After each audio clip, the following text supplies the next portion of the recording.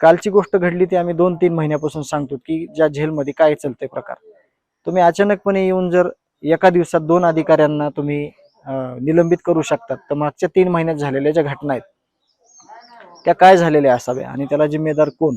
आणि ज्या काही तिथं फॅसिलिटी दिल्या गेल्या, ज्या काही तिथं सुविधा दिल्या गेल्या, तर त्या अशाच प्रकारच्या होत्या. जसं निलंबन काल केलंय तशाच पद्धतीच्या होत्या. म्हणून जे काही मागणं आहे, जेव्हा की आमचा अर्ज आहे, त्याच्या गांभीर्यानं आता तरी विचार व्हायला. हे जे आरोपी आहेत बीड जेलला, मकोका अंतर्गत याच्या अगोदरचं जी हिस्ट्री आहे ती अशी आहे की मकोका अंतर्गत जे आरोपी आहेत कारवाई झालेले ते जास्त काळ तिथं ठेवण्यात आलेले नव्हते. पण हे जवळपास आता 4 महिने होत आले या आरोपींना इथंच ठेवलं गेलेलं आहे.